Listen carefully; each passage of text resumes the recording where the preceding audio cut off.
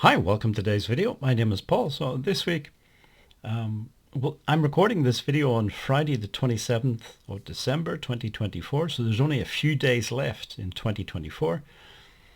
It's, I guess, a good time of the year to maybe reflect on what I've done, haven't done, successes and failures over the last 12 months, and also looking into 2025 and what sort of goals or projects do I want to try and achieve next year. In terms of art, there's at least a couple of different aspects for me. Because I decided to try and monetize my art, it means there's that whole side of things, the whole sort of business side of things, and then there's the actual making art. In terms of actually making art, I made a bit of progress this year. There was some failures, but overall, I would say it was successful, in my opinion. The business side, the monetization side, has been, again, a complete and utter failure. But keep going, keep trying. That's all I can do, really. Say, reflect on it, try and think of better ways of doing things, and then coming up with projects to try and solve problems. I probably will make a video here on this YouTube channel early next year, talking about monetizing art and my experiences. Although I haven't had much success, I definitely have had a lot of experience with failure, so at least I can talk about that and talk about some different approaches and why I think things have maybe not gone fantastically. So anyway, that's one idea for a video, early 2025. So this year, 5 different media that I've tried for landscape painting. The first one you can see on screen, watercolor. I am happy with the progress that I've made with watercolor, and it's something that I feel reasonably comfortable and confident using most of the time.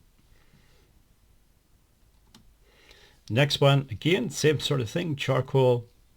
I'm happy enough with the charcoal. The next 2 media, however, so the first one, soft pastels. Soft pastels, I still have a love-hate relationship with them. There are aspects of using soft pastels that I love, but I really struggle. And I think it's because I haven't really defined a sort of style of painting with this medium. So that's something I want to work on in 2025 and see what sort of progress I can make. And then the next media that I used this year that I was happy with was digital. Again, digital, it has pros and cons like all these different media. With digital, the great thing about it is you can create many different versions of the same piece of art. So you can, for example, save the example on screen. You can then change colors, move things around, make things bigger, smaller, and so on.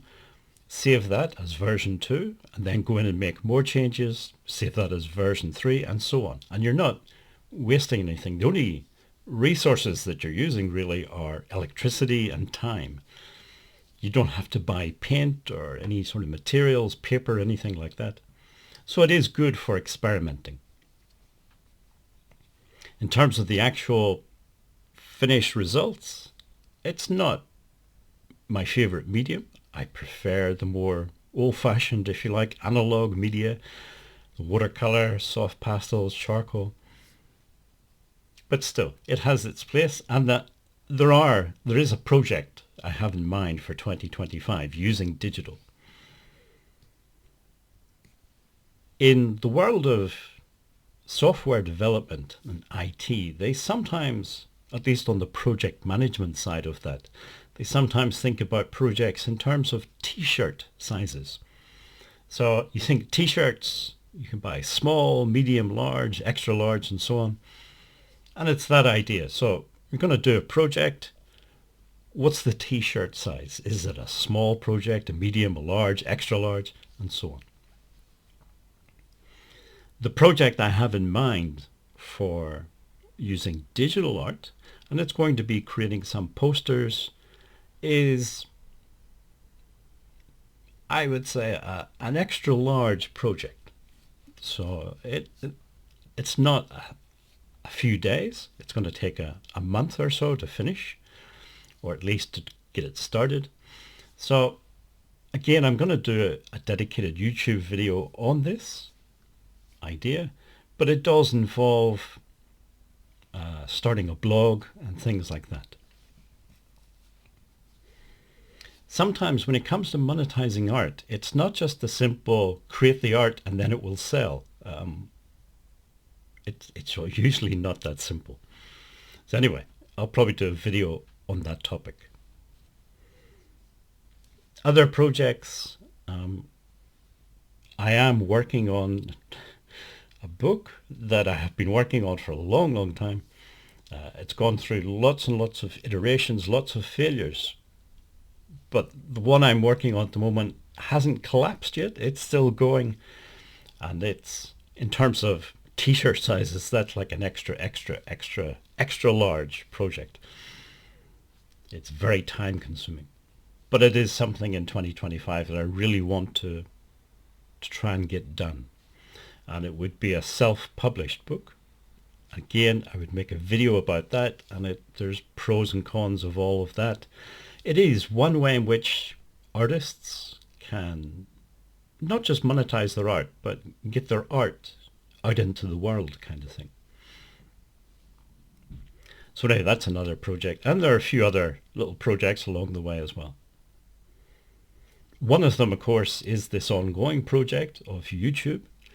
At the moment, so every couple of months or so, I will sit down for about an hour, 2 hours, and try and come up with ideas for videos. At the moment, I have enough ideas to get me through maybe 2 months of YouTube. So at least for the next January, February of 2025, I don't foresee any changes. It'll just be the same weekly video. Again, I might do a video about making YouTube videos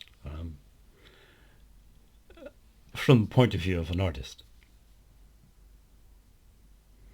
Other type of art this year, I'll say it's mostly landscapes, but there's a little bit of this figure drawing and portrait drawing and things. I have no plans to monetize any of this in any way, really. It's just, it's fun for me, it's challenging, and it's something different from the landscapes. It just, if I get tired of doing landscapes, I can do this for a day or two and then go back to landscapes again. So anyway, that's my review of 2024. I don't know if this video is of any interest to anybody who doesn't live inside my head. So it might just be a video for me. But anyway, it's the last video of 2024. If you made it this far in the video, thank you for watching and listening, and hopefully see you again next year, 2025.